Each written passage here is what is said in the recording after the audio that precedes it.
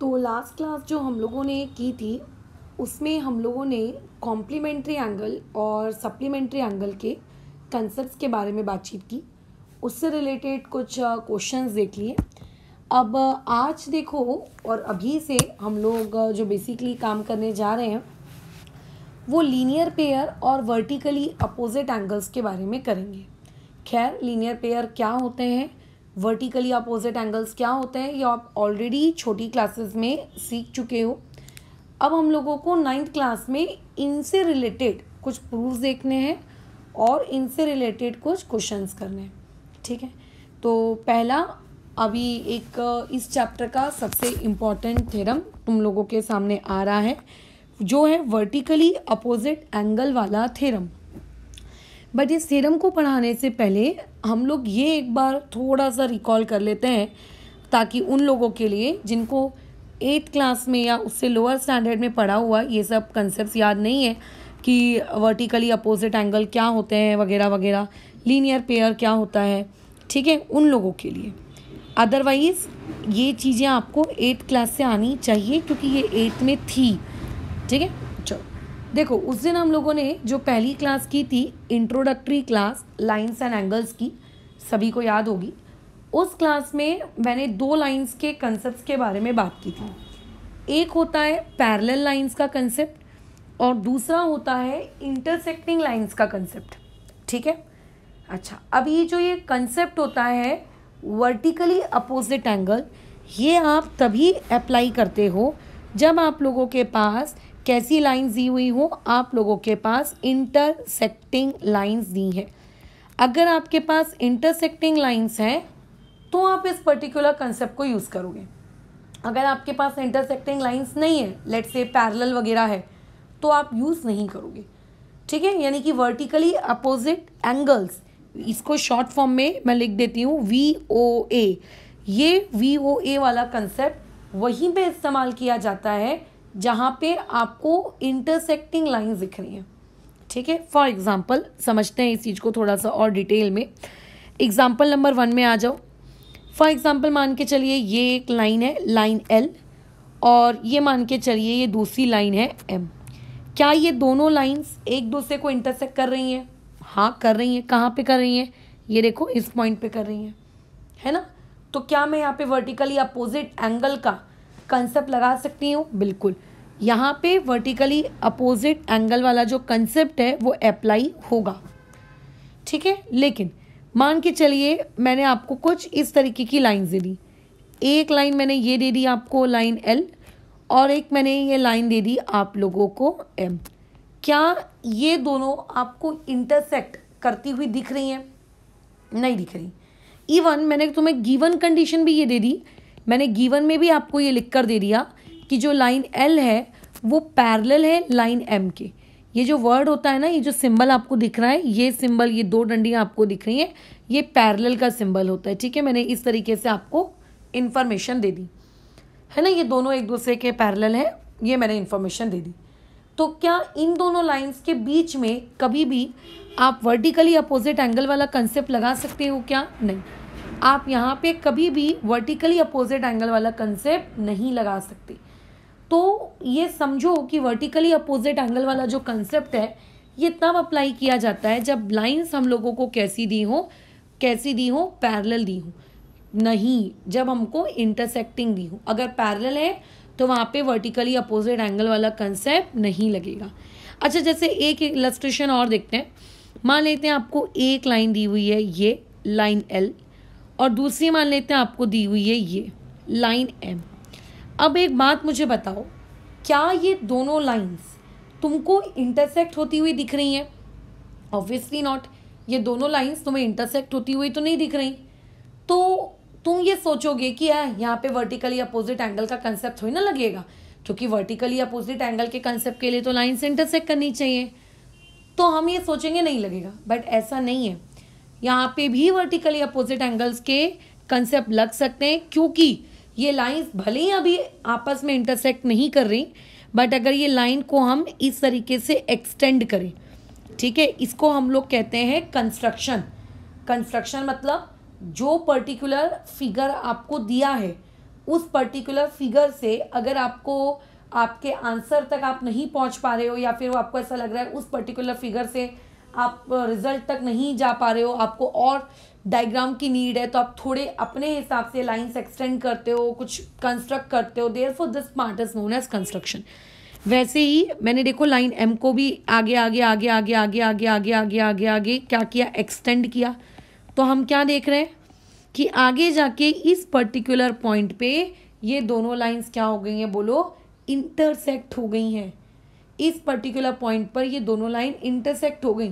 तो क्या यहाँ पे अब वर्टिकली अपोजिट एंगल वाला कंसेप्ट लगेगा? बिल्कुल, यहाँ पे अब वर्टिकली अपोजिट एंगल वाला कंसेप्ट लगेगा। तो इसका मतलब कैसा है, अगर आपको क्वेश्चन में ये गिवन डेटा है, ये डेटा आपको गिवन है, तो आप ये समझ जाओ कि वहाँ पे उन दोनों के बीच में जो लोग पैरेलल्स हैं उनके बीच में तो कभी वो कंसेप्ट नहीं लग सकता वर्टिकली अपोजिट एंगल का। हाँ, लेकिन अगर गिवन नहीं है लाइंस तो वहाँ पे माइट भी लग सकता है अगर आप उनको एक्सटेंड करो और वो आगे इंटरसेक्ट हो रहे हो तो। चलो एक और बात करते हैं, जैसे कि मान लेते हैं मैंने आपको 3 लाइन्स दी।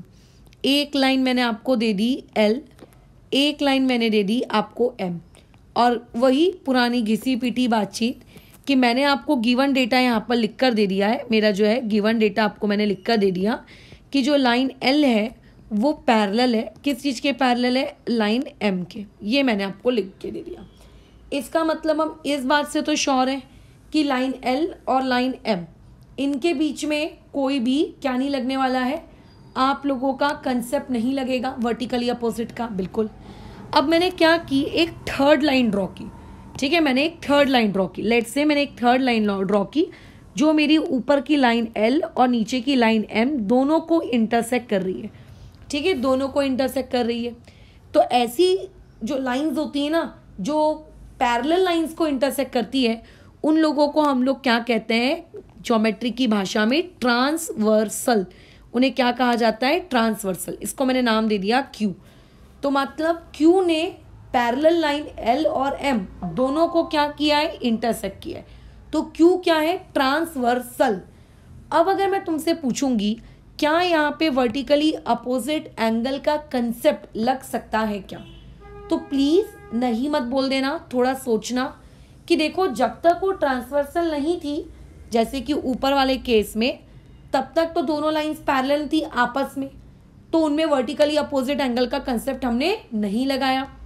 अब ये दोनों लाइंस कैसी हैं, अभी भी पैरेलल है, बट अब यहाँ पे आ गया एक ट्रांसवर्सल। तो अब क्या यहाँ पे हम वर्टिकली अपोजिट एंगल का कंसेप्ट लगा सकते हैं? एग्जैक्टली, बिल्कुल हम यहाँ पे लगा सकते हैं। कैसे और कहाँ? तो देखो लाइन L और लाइन Q, क्या ये दोनों आपस में इंटरसेक्ट कर रही हैं? बिल्कुल, ये देखो इस पर्टिकुलर पॉइंट पे इंटरसेक्ट कर रही हैं, है ना। L और M ये आपस में नहीं कर रही, बट L Q के साथ तो कर रही है। तो यस, यानी कि यहाँ पर आप वर्टिकली अपोजिट एंगल वाला जो कंसेप्ट है आप यहाँ पर लगा सकते हो। सिमिलरली आपकी नीचे वाली जो M है वो ऊपर वाली L के साथ पैरेलल तो है, नो डाउट, बट अभी क्योंकि Q ट्रांसवर्सल आ गई और उसने उस M को भी कट मार दिया, तो अब यहाँ पर भी आप वर्टिकली अपोजिट एंगल के कंसेप्ट लगा सकते हो। तो पहली बात तो अभी हमने ये सीखा कि कब वर्टिकली अपोजिट एंगल्स के कंसेप्ट लगाए जाते हैं और कब वर्टिकली अपोजिट एंगल के कंसेप्ट नहीं लगाए जाते, राइट।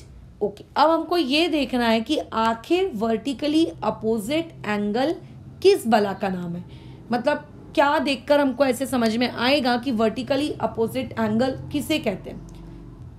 ठीक है, तो देखो सिंपल लैंग्वेज में बात करते हैं कि जब आपके पास दो लाइंस इंटरसेक्ट करती है, ठीक है, तो पहले तो हम लिख देते हैं कि when two lines intersect each other.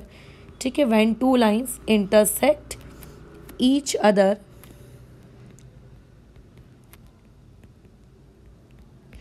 then pair of opposite angles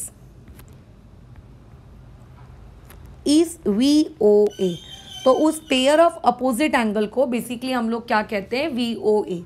अब इंग्लिश में मैंने डेफिनेशन तो लिख दी, इसका मतलब भी समझा दीजिए। तो देखो मतलब ये है कि आप पहले तो कोई भी दो इंटरसेक्टिंग लाइंस उठाकर लेकर आ जाइए। फॉर एग्जाम्पल पहली इंटरसेक्टिंग लाइन आ गई ये, इसका मैंने नाम दे दिया लेट से, ये हो गई मेरी लाइन एल। मैं एक दूसरी इंटरसेक्टिंग लाइन ले आती हूँ, लेट से एक हो गई ये देखो, ये मज़े से ये दोनों लाइंस एक दूसरे को इंटरसेक्ट कर रही हैं। किस पॉइंट पे इंटरसेक्ट कर रही हैं? ओ पॉइंट पे इंटरसेक्ट कर रही हैं। ठीक है, किस पॉइंट पे इंटरसेक्ट कर रही हैं? ओ, है ना। अब उस ओ पॉइंट के पास जाओ, उस ओ पॉइंट के पास जाके आप कोई भी एक एंगल बना लो।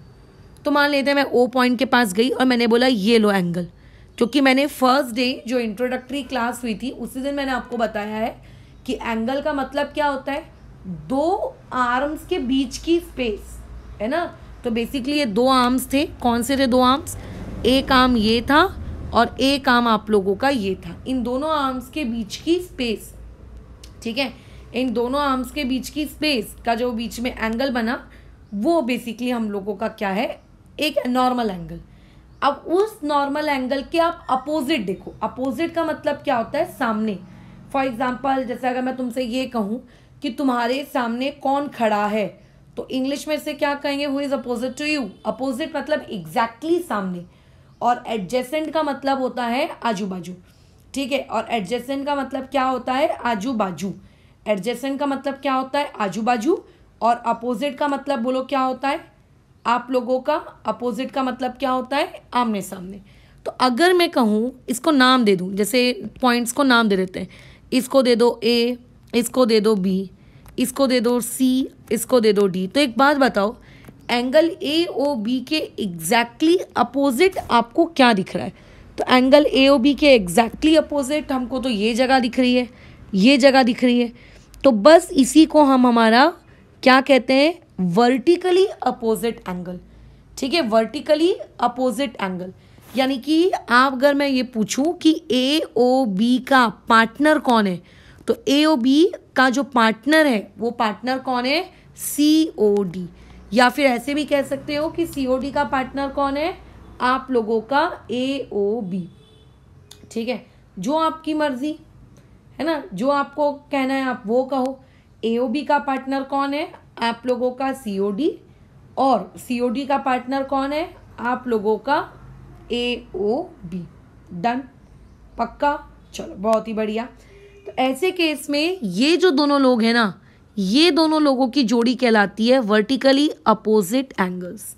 क्या कहलाती है? इन दोनों की जो जोड़ी है, ये दोनों की जोड़ी क्या कहलाती है?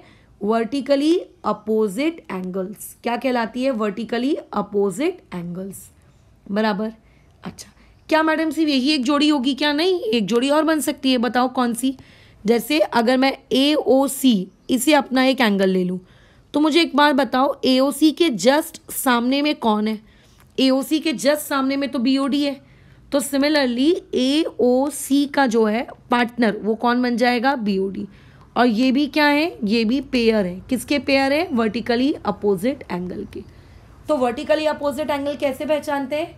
जो भी आपको इंटरसेक्टिंग पॉइंट दिख रहा है, उस इंटरसेक्टिंग पॉइंट के अक्रॉस कोई भी एक एंगल उठा लो। ठीक है, कोई भी एक एंगल उठा लो और उसके बाद वहाँ पर बस देख लो कि उस एंगल के अपोजिट कौन है। तो उसी चीज़ को हम लोग क्या कहेंगे? आप लोगों का वर्टिकली अपोजिट एंगल। ठीक है, उसे क्या कहेंगे? Vertically opposite angles. बराबर। ठीक है, अब वर्टिकली अपोजिट एंगल हमने लिख तो लिए, बट वर्टिकली अपोजिट एंगल से फ़ायदा क्या है? मतलब क्यों हम लिख रहे हैं? वो इसीलिए लिख रहे हैं क्योंकि वर्टिकली अपोजिट एंगल के जो पेयर होते हैं ना, यानी कि ए ओ बी का पेयर कौन है? सी ओ डी। ये लोग आपस में इक्वल होते हैं। और ए ओ सी का जो पेयर है वो कौन है? B O D. ये लोग आपस में बोलो क्या होते हैं? इक्वल होते हैं। इसीलिए हम लिख रहे हैं। ठीक है, यानी कि इमेजिन अगर ये वाला एंगल 60 डिग्री का है तो उसके सामने वाला दूसरा एंगल भी कितने डिग्री का होगा? 60 डिग्री। खैर, तुम मेरी बात पे यकीन क्यों करोगे कि वर्टिकली अपोजिट एंगल इक्वल होते हैं? बट मैं अभी तक वही चीज़ें बता रही हूँ जो आप 8th क्लास में पढ़ के आए हो। ये सब 8th क्लास का काम है, पता है? ये वही सारी चीज़ें मैं अभी बता रही हूँ। वर्टिकली अपोजिट एंगल्स कैसे होते हैं? आपस में इक्वल होते हैं। वर्टिकली अपोजिट एंगल्स के जो पेयर होते हैं, पेयर आपस में इक्वल होते हैं। यानी कि अगर मैं 60 डिग्री हूँ तो मेरा सामने वाला भी 60 डिग्री का होगा। बाजू वाला नहीं पता भाई मुझको, सामने वाले की बात हो रही है। अपोजिट, सामने वाला। ठीक है, ये इसीलिए वर्टिकली अपोजिट एंगल का कंसेप्ट बहुत ज़रूरी है। पहले तो पहचानते आना चाहिए कि वर्टिकली अपोजिट एंगल लगते कहाँ हैं। दूसरी चीज़ ये पहचानते आनी चाहिए कि कौन वर्टिकली अपोजिट एंगल है। तीसरी चीज़ आपको ये पता होना चाहिए कि अच्छा ये वर्टिकली है, अच्छा ये वर्टिकली है, तो दोनों वर्टिकली का करना क्या है, दोनों वर्टिकली को आपस में इक्वल लिखने का है, ये करना है।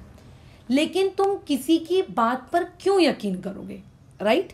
तुम किसी और इंसान की बात पर क्यों यकीन करोगे कि अच्छा मैडम आप कह रहे हो कि इक्वल है तो हम इक्वल मान लेते, क्यों भाई मेरे से मतलब क्यों इतना लगाव, ऐसा नहीं ना। हर चीज़ का देखो एक प्रूफ होता है, ठीक है, ऑलमोस्ट हर चीज़ों के क्या होते हैं, प्रूफ होते हैं। कुछ चीज़ें आपको छोटे क्लासेस में बस बता दी जाती हैं कि ऐसा ऐसा है, वैसा वैसा है, आप मान लो। एग्जैक्टली आपको छोटी क्लासेस में ये चीज़ें क्या होती हैं, बता दी जाती हैं, ठीक है, कि ऐसा ऐसा है, वैसा वैसा है, आप मान लो। लेकिन जब आप बड़े होते हो तो धीरे धीरे आपको उनके प्रूफ्स मिलते हैं।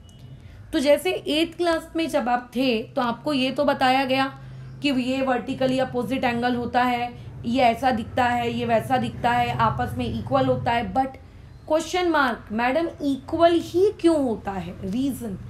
तो इसी चीज़ का रीज़न हमें 9th क्लास में देखो एज अ थ्योरम पढ़ना है। ये हमारे इस चैप्टर का थ्योरम नंबर बोलो क्या है, पहला थ्योरम है जो इस चैप्टर में हम पढ़ने वाले हैं, थ्योरम नंबर 1। थ्योरम नंबर 1 में यही जो हमारी बातचीत चल रही है ना कि अगर दो लाइंस इंटरसेक्ट करती हैं एक दूसरे को तो वर्टिकली अपोजिट एंगल्स जो बनते हैं वो बोलो क्या होंगे, इक्वल होंगे। इस बात को प्रूफ करो, वो ये कह रहा है। उसने इंग्लिश भाषा में एक स्टेटमेंट लिखकर दे दी और उस स्टेटमेंट को प्रूव करने की जिम्मेदारी तुमको दे दी कि लो जाओ जाके प्रूफ करो। फिर अब हमें प्रूफ करना है। अब क्योंकि हम अपनी लाइफ में पहली बार थ्योरम पढ़ना सीख रहे हैं, है ना, तो हम लोगों को थोड़े स्टेप बाय स्टेप चीज़ों को समझना होगा। पेपर में कैसा होगा, स्कूल एग्जाम में आपको ये स्टेटमेंट लिखकर आएगी। इस स्टेटमेंट के बाद अभी मैं जो भी लिखवाने वाली हूँ वो सब कुछ तुम्हें करना होगा, ठीक है, वो सब कुछ तुम्हें करना होगा। तो देखो जो थ्योरम्स होते हैं, जो थ्योरम्स आपके होते हैं दो तरीके के होते हैं। थ्योरम्स का मतलब होता है बेसिकली एक स्टेटमेंट, उस स्टेटमेंट का आपको प्रूफ देना होता है। फॉर एग्जाम्पल मैं ये कहूँगी कि मैंने फ्रिज से आइसक्रीम चोरी करके नहीं खाई, तो मुझे मेरी इस बात का सबूत देना होगा, प्रूफ करो कि आपने चोरी नहीं की। तो एग्जैक्टली मुझे एक स्टेटमेंट दिया हुआ है मैथमेटिक्स का, मुझे उस स्टेटमेंट को प्रूव करना है कि ये जो बोला जा रहा है इस स्टेटमेंट में ये ट्रू है, ठीक है, ये ट्रू है या फिर ठीक है, ये मुझे प्रूव करना होता है। तो याद रखना थ्योरम्स को प्रूव करने के दो तरीके होते हैं। एक होते हैं डायरेक्ट प्रूफ जो कि आपके सिलेबस में है, हम लोग पूरे 9th भर के सिलेबस में ये डायरेक्ट प्रूफ ही पढ़ने वाले हैं। और एक होता है इनडायरेक्ट प्रूफ जो आप 10th क्लास में एक सर्कल नामक एक चैप्टर आएगा, वहाँ पे आप इसका एक इनडायरेक्ट प्रूफ पढ़ेंगे। वह और साथ ही साथ में आप एक क्या कहते हैं उसको, चैप्टर नंबर 1 होता है वहाँ पर 10th क्लास में, वहाँ पे भी आप इनडायरेक्ट प्रूफ पढ़ेंगे। तो बेसिकली इनडायरेक्ट और डायरेक्ट प्रूफ दोनों होते हैं, बट फिलहाल अभी हम लोग डायरेक्ट प्रूफ की तरफ चलेंगे, डायरेक्ट प्रूफ को समझेंगे, ठीक है। तो देखो चाहे आप इनडायरेक्ट प्रूफ पढ़ो या चाहे आप डायरेक्ट प्रूफ पढ़ो, कुछ स्टेप्स होते हैं थ्योरम्स के जो आपको कभी स्किप नहीं करना होता है। स्टेप नंबर 1 डायग्राम, ठीक है, बराबर, step number 1 diagram. Step number 2 आपको जो स्टेटमेंट दी हुई है उस स्टेटमेंट को पढ़ो, समझो, इसीलिए इंग्लिश आना ज़रूरी है, और उसमें से गिवन इंफॉर्मेशन को एक्सट्रैक्ट करके लेकर आओ कि क्या गिवन दिया है मुझे। स्टेप नंबर 3 आपको जो स्टेटमेंट दी हुई है आप उस स्टेटमेंट को पढ़ो, समझो और उसमें से टू प्रूव क्या है वो पता लगाओ। मतलब फॉर एग्जांपल अगर एक वकील के पास एक केस जाता है तो वकील को सबसे पहले वकील यही पूछता है ना, भाई क्या काम है, मतलब मर्डर केस है, चोरी का केस है कि कोई प्रॉपर्टी का केस है, क्या कुछ, क्या दिक्कत क्या है तुमसे, राइट। जैसे डॉक्टर के पास अगर आप जाओगे तो डॉक्टर दवाई देने से पहले आपको ये जानने की कोशिश करेगा ना कि तकलीफ क्या है, तभी तो उसकी दवाई देगा। फिर तो ऐसे में हम लोग भी उस स्टेटमेंट को पढ़कर उसके अंदर में से गिवन और टू प्रूव, ठीक है, निकालने की कोशिश करते हैं कि गिवन क्या दिया हुआ है और टू प्रूव मुझे क्या करना है। अच्छा, चौथी चीज ये कि जब डॉक्टर को पता चल जाता है कि क्या हुआ है तो उसके अकॉर्डिंग, सिम्टम्स के अकॉर्डिंग डॉक्टर क्या देता है, दवाई देता है। तो हम लोग भी जब हमें पता चल जाएगा कि हमें गिवन क्या दिया है, हमें टू प्रूव क्या करना है, तो उसके अकॉर्डिंग फिर हम लोग हमारी प्लानिंग शुरू करते हैं, दैट इज प्रूफ। और हम प्रूफ करके बताते हैं कि अच्छा ये देखो ऐसा ऐसा ऐसा ऐसा, और हमारा इन 4 स्टेप में क्वेश्चन खत्म हो जाता है। 4 स्टेप्स में क्वेश्चन खत्म। लेकिन कभी कभार, जैसे कि मैंने कहा, कभी कभार हम लोगों को जो डायग्राम दिया होता है या फिर हम लोगों को जो गिवन इन्फॉर्मेशन दी हुई होती है वो सफिशिएंट नहीं होती है प्रूफ करने के लिए। तो कई बार समटाइम्स हम लोगों को किसकी नीड पड़ती है, कंस्ट्रक्शन की नीड पड़ती है। समटाइम्स, हर क्वेश्चन में आपको कंस्ट्रक्शन की नीड पड़े ऐसा नहीं होगा, बट समटाइम्स आपको कंस्ट्रक्शन की नीड पड़ेगी। तो देखा जाए तो ज़्यादातर आपको कितनी स्टेप्स देखने को मिलेंगी, 4 स्टेप्स में आप लोगों का जो थ्योरम है वो कंप्लीट हो जाता है। और कभी कभार एक आधी स्टेप कंस्ट्रक्शन वाली आपको ज़्यादा मिल जाएगी, ठीक है। तो अभी पेपर में कैसा है, आपको ये स्टेटमेंट लिखकर आती है, इस स्टेटमेंट को पढ़कर इसका गिवन ढूंढना पड़ता है, इस स्टेटमेंट को पढ़कर इसका टू प्रूफ ढूंढना पड़ता है, इस स्टेटमेंट को पढ़कर सोचना पड़ता है कि डायग्राम कैसा दिख रहा होगा। डायग्राम भी नहीं देता है वो आपको ही सोचना पड़ता है। फिर क्या करेंगे ऐसे में, तो ऐसे केस में आप सोचो, ध्यान लगाओ कि क्वेश्चन में क्या बोला है। क्वेश्चन में बोला है 2 लाइंस इंटरसेक्ट कर रही हैं, यही कह रहा है। तो अभी गिवन के बारे में भूल जाओ, टू प्रूव के बारे में भूल जाओ, फिलहाल अपना पूरा दिमाग किस बात पे लगाओ, डायग्राम। तो क्वेश्चन में ये कहा जा रहा है कि 2 लाइंस इंटरसेक्ट कर रही हैं, तो चलिए एक काम करते हैं, हम भी 2 लाइंस को इंटरसेक्ट करवा लेते हैं। से दिस इज माई लाइन 1, ठीक है, और ये मान लेते हैं मेरे पास लाइन 2। लाइंस को नाम देना देखो बहुत ही ज़रूरी होता है। तो ये लाइन P हो गई, ये लाइन Q हो गई, ठीक है, ख़त्म। ये दोनों एक दूसरे को इंटरसेक्ट कर रही हैं, तो जिस पॉइंट पे इंटरसेक्ट कर रही हैं उस पॉइंट को भी हमने कुछ नाम दे दिया, लेट से O। डन हो गया। अब उसके बाद इस पर्टिकुलर क्वेश्चन में और कुछ डायग्राम बनाने के लिए नहीं बचता, क्योंकि उसके बाद तो फिर vertically opposite angle are equal, ऐसा वो कह रहा है, तो इसमें तो डायग्राम जैसी कोई चीज़ है नहीं। खैर, अब मुझे पता है कि आगे जब मैं प्रूफ करूंगी तो मुझे एंगल्स की नीड पड़ेगी, है ना। जब हम आगे प्रूफ करेंगे तो हमें एंगल की नीड पड़ेगी, बराबर, हमें एंगल की नीड पड़ेगी। तो हम थोड़े नाम दे देते, जैसे इसको दे दो आप पॉइंट A, इसको दे दो पॉइंट B, यहाँ पे पॉइंट C, यहाँ पे पॉइंट D। क्योंकि हम लोग एंगल का जब नाम देंगे तो हमें सेगमेंट में देना है, ना कि रे के टर्म्स में। खैर आगे बढ़ो, डायग्राम बन गया। अब देखो वर्टिकली अपोजिट एंगल्स आपको मैंने अभी अभी समझाया, कैसे देखते हैं, बिल्कुल समझाया। जैसे कि अगर मैं कहूँ कि ये मेरा एक एंगल है, तो बताओ इसका अपोजिट एंगल कौन सा होगा, ये मैडम डमरू, ये नीचे वाला, इसको हम कहेंगे इसका दूसरा एंगल। तो आपको ये प्रूफ करके बताना है। क्वेश्चन वाला क्या बोल रहा है, प्रूफ करो कि ये दोनों वर्टिकली अपोजिट एंगल्स आपस में क्या होंगे, इक्वल। ठीक है, चलो वो बाद में बात करते हैं। बट ये एक पेयर हो गया, दूसरा पेयर बोलो क्या होता है, एक हो गया आपका ये और एक हो गया ये वाला पेयर, है ना। ये दोनों भी तो एक पेयर है, बिल्कुल मैडम। अब आपको प्रूफ करने का है कि ये दोनों बोलो कैसे होने चाहिए आपस में इक्वल। खैर अब थोड़ी और मेरी बातचीत सुन लो। हमें कई बार जो स्टेटमेंट दिया होता है, कई बार हम लोगों को जो थ्योरम्स की क्या दी हुई होती हैं, स्टेटमेंट्स दी हुई होती हैं, उन स्टेटमेंट्स में जो इफ़ वाला पार्ट होता है, जो इफ़ वाला पार्ट होता है, वो इफ़ वाला पार्ट आप लोगों का कैसा पार्ट होता है, गिवन। और आप लोगों का जो देन वाला पार्ट होता है, देन वो वाला पार्ट आप लोगों का कैसा रहता है, टू प्रूव वाला। वो कौन सा वाला पार्ट रहता है, टू प्रूव वाला। ठीक है, ध्यान रखना। तो ऐसे केस में अगर मैं ऊपर की स्टेटमेंट में वापस आ जाऊं तो क्या बोला गया है, देखो, if 2 lines intersect each other, ये इफ़ है, इसका मतलब ये डेफिनेटली मेरा गिवन पार्ट होगा, क्योंकि उसके बाद से तो देन स्टार्ट हो रहा है। तो ये जो देन वाला पार्ट है, ये मेरा कौन सा पार्ट होगा, ये मेरे टू प्रूव वाला पार्ट होगा। तो इससे हमें ये समझ में आ गया कि गिवन कौन सी इंफॉर्मेशन है और कौन सी इंफॉर्मेशन हम लोगों की टू प्रूव है ना। तो चलो पहले गिवन लिख देते हैं। अब गिवन का ये मतलब नहीं होता है कि जैसा आपको वहाँ लिख कर दिया है थ्योरम की स्टेटमेंट में, आपने हूबहू वही लाइन उठा के गिवन में छाप दी। कृपया करके अगर कई लोगों को लगता है कि गिवन इस तरीके से लिखना है तो ऐसा मत सोचना, ठीक है। ऐसा नहीं होता है, गिवन इस तरीके से नहीं लिखते हैं। गिवन लिखने का मतलब होता है कि आपने जो डायग्राम बनाया है उसके अकॉर्डिंग आप अपने गिवन को समझाने की कोशिश करिए। गिवन क्या है कि लाइन इंटरसेक्ट कर रही हैं, अब आप इसको समझाइए डिटेल में। हिंदी या मराठी या जो भी आपकी लैंग्वेज होगी या संस्कृत, उसमें कई बार कैसा होता है आपको पोयम का एक पर्टिकुलर पैराग्राफ दे दिया जाता है और बोलता है ना इस पर्टिकुलर पैराग्राफ का भावार्थ समझाइए। खैर मैंने जब हिंदी पढ़ी थी 10th में तो था ऐसा, भावार्थ समझाइए।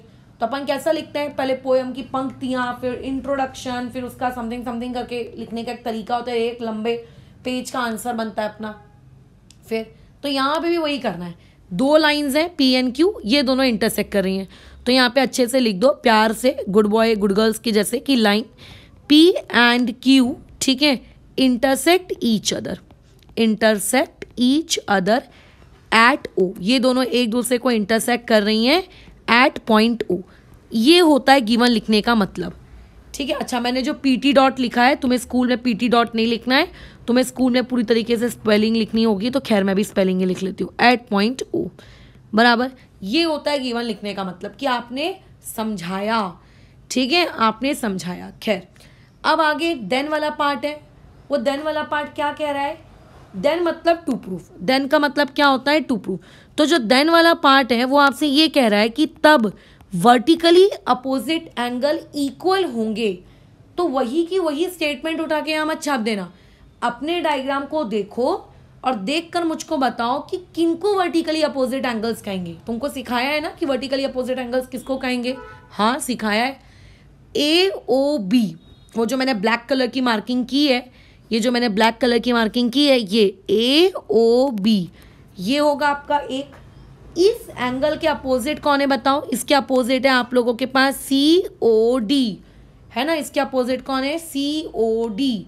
ये दोनों इक्वल होंगे, है नहीं। वैसे तो हमको पता है 8th क्लास से कि इक्वल होते हैं, बट अभी फिलहाल के लिए इक्वल होंगे, ऐसा क्वेश्चन वाला कह रहा है। तो टू प्रूव में हमको क्या लिखना है कि एंगल ए ओ बी, ठीक है, ये हमें किसके इक्वल प्रूफ करना है, ये हमें इक्वल प्रूफ करना है एंगल किसके, आपके सी ओ डी के। तुम चाहो तो डी ओ सी भी लिख सकते थे, बट ध्यान रखना जो वर्टेक्स होता है ना, जो फिक्स पॉइंट होता है, वो हमेशा बीच में लिखते हैं एंगल का। बी, सिर्फ एक ही वर्टिकली अपोजिट एंगल दिख रहा है कि आपको, नहीं, देखो वो जो पिंक कलर के गोले हैं वो भी तो वर्टिकली अपोजिट एंगल है, तो वो गोले भी तो आपस में इक्वल हो सकते हैं, यानी कि angle A O C equal होगा किसके, एंगल बी ओ डी के। क्या बात समझ में आ रही है, किसके इक्वल होगा, एंगल बी ओ डी के। ये हमको प्रूफ करना है। अब हमें प्लानिंग बनानी है कि इसको आखिर कैसे प्रूफ करें। ये तो पता चल गया कि गिवन क्या है, ये तो पता चल गया कि टू प्रूफ क्या है। अब हमको प्लानिंग बनानी है कि इसको आखिर हम लोग प्रूफ कैसे करें, how to do its proof. तो प्रूफ करने के लिए अब हमें कुछ मेहनत करनी पड़ेगी भाई, कुछ कंसेप्ट लगाने पड़ेंगे। तो क्या कंसेप्ट लगेंगे यहाँ पर, वो सोचना है। तो देखो, कंसेप्ट लगाने के लिए मैं क्या कर रही हूँ, जो मेरा डायग्राम है, जो ऊपर मेरा डायग्राम है, देख लो अच्छे से एक बार डायग्राम, तुम्हारी कॉपी में भी बना होगा। खैर उस डायग्राम का एक छोटा सा पार्ट मैं रीड्रॉ कर रही हूँ, ठीक है। हम लोग उस डायग्राम का एक छोटा सा पार्ट यहाँ रफ में मैं रीड्रॉ कर रही हूँ। देखो मैंने ये एक लाइन बनाई उस डायग्राम की, इस लाइन का नाम क्या है हम लोगों के, क्यू। इस क्यू लाइन पे 2 पॉइंट से, हाँ मैडम थे, एक था ए और दूसरा पॉइंट कौन सा था, देखो डी फॉर डॉग, ठीक है। फिर यहाँ पे एक पॉइंट ओ था, फिर इस पॉइंट ओ से ऊपर मैंने एक और लाइन बना ली, इसका नाम है पी और यहाँ पे मैंने दे दिया बी। मैं सिर्फ थोड़ा सा पार्ट रीड्रॉ कर रही हूँ, मैंने पूरा पार्ट रीड्रॉ नहीं किया है ना, बराबर मैंने सिर्फ इतना पार्ट रीड्रॉ किया। तो अगर मैं तुमको इस डायग्राम को देखने को कहूँ तो तुम्हें ऐसा नहीं लगता है कि लाइन ए डी के ऊपर लाइन ओ भी चढ़कर खड़ी हुई है, बराबर ऐसा लग रहा है ना। देखो डायग्राम को ध्यान से, ऐसा लग रहा है कि ए डी बेचारी लेटी हुई है और ओ भी उसके सर पर आके खड़ी हो गई और उसके 2 टुकड़े कर दिए उस लाइन ए डी के। तो इसी चीज को हम लोग अभी स्टेटमेंट के फॉर्म में लिखेंगे। कैसे लिखेंगे स्टेटमेंट के फॉर्म में कि हमारे पास रे ओ बी है, वो रे ओ बी स्टैंड मतलब खड़ी हुई है। कहाँ पे खड़ी हुई है बताओ? On the line A B, sorry on the line A D, ठीक है, on the line A D at point O, ठीक है, एट पॉइंट ओ। क्या ये बात समझ में आ रही है? अब सुनो मैडम, खड़ी है तो हम क्या करें? अगर कभी भी किसी भी एक लेटी हुई लाइन के ऊपर एक लाइन खड़ी हुई हो तो वो दो टुकड़े कर देगी, बराबर, वो दो टुकड़े हो जाएंगे। अच्छा, कौन से होंगे वो दो टुकड़े? एक होगा मैडम ये वाला टुकड़ा और एक होगा ये वाला टुकड़ा। तो ये जो दो टुकड़े होते हैं, इन दोनों टुकड़ों को अगर आप ऐड करोगे, उनके एंगल्स को अगर आप ऐड करोगे, angle A O B plus आपका एंगल डी ओ बी, तो ये दोनों टुकड़े ऐड होकर बोलो कितना डिग्री बनेंगे? 180 डिग्री। क्यों बनेंगे? क्योंकि ये होते हैं लीनियर पेयर, ठीक है। इन एंगल्स को हम लोग क्या कहते हैं? Linear pair. इसे हम लोग क्या कहते हैं? Linear pair. Give it equation number 1, ठीक है, गिव इट इक्वेशन नंबर 1, ठीक है, ऐसे। अच्छा, यानी कि कभी भी कोई लाइन अगर लेटी हुई दिखे और उसके ऊपर कोई ऐसा खड़ा हुआ दिखे तो क्या उसको हम लीनियर पेयर बोल सकते हैं? बिल्कुल, आप उसको लीनियर पेयर कह सकते हो, ठीक है, एग्जैक्टली वो लीनियर पेयर बोलने के लायक है। तो ऐसे सिर्फ एक लीनियर पेयर नहीं होता है, ऐसे और भी बहुत सारे लीनियर पेयर होते हैं। Step number 1। अब हम आगे क्या करें? तो देखो, कई लोगों के दिमाग में ये क्यूरियोसिटी आ रही होगी कि मैडम आपने सिर्फ यही एक पर्टिकुलर लाइन क्यों ली? हम तो ऐसी और भी बहुत सारी स्ट्रेट लाइंस ले सकते थे, हम तो ऐसी बहुत सारी दूसरी रे भी ले सकते थे, आपने एग्जैक्टली यही क्यों लिया? तो सही डाउट है यार। तो ऐसा कुछ रेस्ट्रिक्शन नहीं है कि मैंने ये डायग्राम लिया तो तुम भी ये लो, तुम कुछ और भी कंसिडर कर सकते थे, ठीक है। बस लीनियर पेयर अपन को बनाने हैं। खैर, अभी हमको एक दूसरी जोड़ी भी बनानी है, लेकिन अब दूसरी जोड़ी बनाते वक्त बस एक बात का आपको थोड़ा सा ख्याल रखना पड़ेगा, वो ये, अगर पहले वाले लीनियर पेयर में AOB आया है तो आप जो दूसरा वाला बनाओगे उसमें AOB आना चाहिए, या फिर अगर आपका DOB नहीं आएगा तो भी चलेगा लेकिन AOB आना चाहिए, या फिर अगर आप जो दूसरा लीनियर पेयर बनाओगे उसमें DOB आना चाहिए, AOB नहीं आएगा तो भी चलेगा। मतलब एटलीस्ट एक एंगल दोनों इक्वेशन में क्या होना चाहिए? कॉमन होना चाहिए, सेम टू सेम, ऐसे चूज करना, ठीक है। चलो वापस आ जाओ डायग्राम में। तो हमने किसको कंसिडर किया है अभी? AOB को और DOB को। अब मुझे बताओ मैं ऐसी कौन सी लेटी हुई लाइन लूँ ताकि मुझे या तो AOB मिल जाए या तो DOB मिल जाए। चॉइस आपकी है, आपको जो कंसिडर करना है आप वो कंसिडर कर सकते हो, ऐसा कुछ भी नहीं है। तो मान लेते हैं किसी ने मुझको ये कहा कि मैडम एक काम करो, लाइन तो अपन वही वाली लेंगे जो पहले ली थी, बस ऊपर की OB रे लेने के बजाय इस बार अपन दूसरी ले लेंगे, अपन इस बार क्या करेंगे? दूसरी रे लेंगे। ऐसा उस इंसान ने मुझे कहा, ठीक है, ऐसा उस इंसान ने मुझे कहा। चलो खैर, अब क्या करें बताओ? तुम्हें जो लेना है लो। तो मैं इस बार कौन सी रे ले लेती हूँ? P। इस बार मैंने कौन सी रे ले ली? P। और इस बार मैं क्या करती हूँ? ये इसको ले लेती हूँ, ये इतने पार्ट को मैं ले लेती हूँ।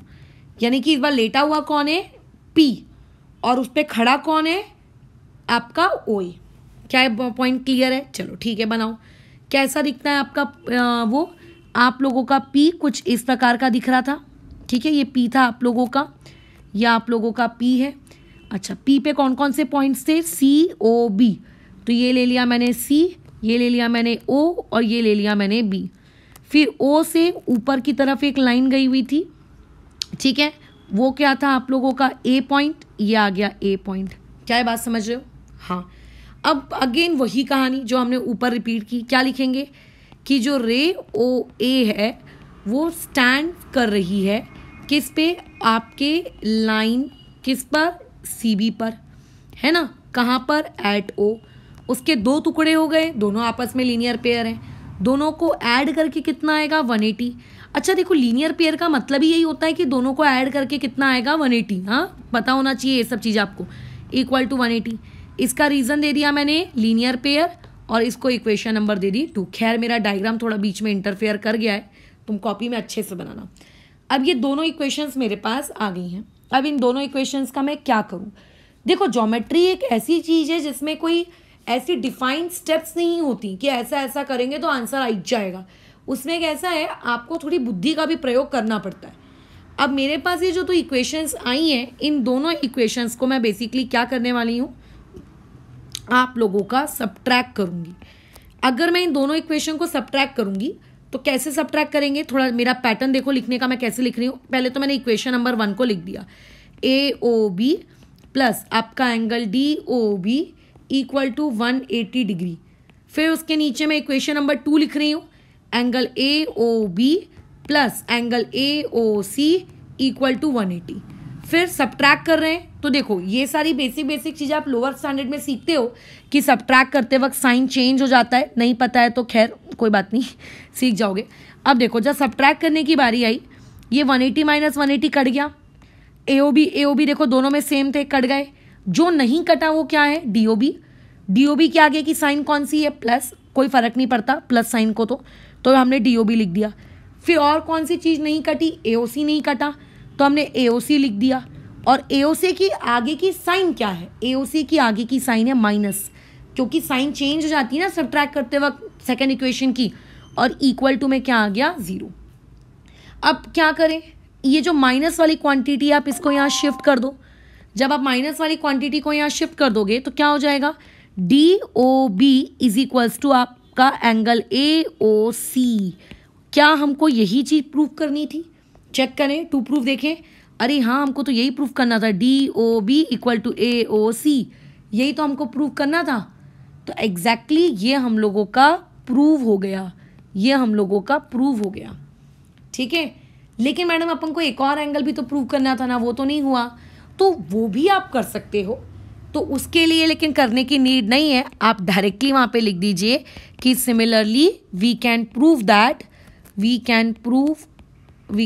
दैट, कौन सा वाला बच गया है आप लोगों का, दूसरा वाला कौन सा बच गया है, AOB इक्वल टू COD, ठीक है, ये आ गया। अब हो सकता है कि एक जो दूसरा स्टूडेंट है, दूसरे स्टूडेंट का बोलो क्या होता, AOB equal to COD prove हो जाता। तो अगर उसका वो प्रूव हो जाता तो वो क्या लिख देता कि similarly BOD equal to AOC। तो पूरा इस बात पे करता है कि आप कौन सी लेटी हुई लाइन ले रहे हो, कौन सी खड़ी हुई लाइन ले रहे हो, कौन से दो एंगल्स ले रहे हो, ये। बट पूरा इस पूरे प्रूफ का जो कोर कंसेप्ट है वो क्या है, दोनों एंगल्स पे क्या लगाना है, लीनियर पेयर लगाना है 2 बार। और जब दोनों बार लीनियर पेयर लगाओ तो दोनों इक्वेशन में एटलीस्ट एक एंगल क्या होना चाहिए, कॉमन। जैसे हमारे इसमें कॉमन कौन था, AOB, ठीक है। फिर दोनों इक्वेशंस को सब्ट्रैक्ट कर देना, आंसर आ गया, खत्म कहानी, ठीक है। तो यहाँ पर हम लोगों ने आज ये सीखा कि वर्टिकली अपोजिट एंगल क्या होता है, और थोड़ा लीनियर पेयर के कंसेप्ट्स को भी रिवाइज कर लिया कि अगर आपके पास एक स्ट्रेट लाइन है, स्ट्रेट लाइन के ऊपर अगर बहुत सारी लाइंस बनी हैं, तो उन बहुत सारी लाइंस की वजह से बहुत सारे एंगल्स क्रिएट हो गए होंगे, तो उन सारे एंगल्स को ऐड कर दो तो कितना आता है, 180। अगर एक लाइन बनी है तो 2 एंगल क्रिएट हुए होंगे, दोनों को ऐड कर दो, कितना आएगा, 180। बस लेटी हुई लाइन एक स्ट्रेट लाइन होनी चाहिए, स्ट्रेट मतलब ऐसी, ये ऐसी जिगजैग ऐसा नहीं चलेगा, ठीक है, स्ट्रेट लाइन होनी चाहिए। खैर, यहाँ पर हमने आज प्रूव किया, यही प्रूफ जो मैंने आपको लिखवाया है, diagram given to prove proof, ये आपको स्कूल के एग्जाम्स में 2 to 3 मार्क्स के लिए टीचर स्टेटमेंट देंगे और प्रूव करने को आपको कहा जाएगा, ठीक है। तो आपको वहाँ पे बनना चाहिए। खैर, अभी कल की क्लास में हम लोग कुछ सॉल्व्ड एग्जाम्पल्स लेंगे, मैं कुछ एग्जाम्पल्स करके दिखाऊंगी तुम लोगों को इसी कंसेप्ट वर्टिकली अपोजिट एंगल से रिलेटेड, ठीक है। अभी मैंने लीनियर पेयर से रिलेटेड कोई भी तुम्हारा कंसेप्ट नहीं लिया, जैसे मैंने आज की क्लास में तुम्हें वर्टिकली अपोजिट एंगल क्या होता है ये पूरा सिखाया ना। मैं जो नेक्स्ट क्लास लूँगी उस नेक्स्ट क्लास में मैं लीनियर पेयर क्या होता है ये भी मैं सिखा दूंगी, और उससे रिलेटेड कुछ एग्जांपल्स भी ले लूँगी, ताकि अगर कुछ बच्चे ऐसे हैं जिनको नहीं आता है, वो अभी पढ़ना शुरू कर रहे हैं, 9th से ही उन बेचारे पढ़ाई करना शुरू कर रहे हैं, ताकि उन लोगों को चीज़ें बन सके, ठीक है, बराबर। उनके लिए अपन ये काम करने वाले हैं।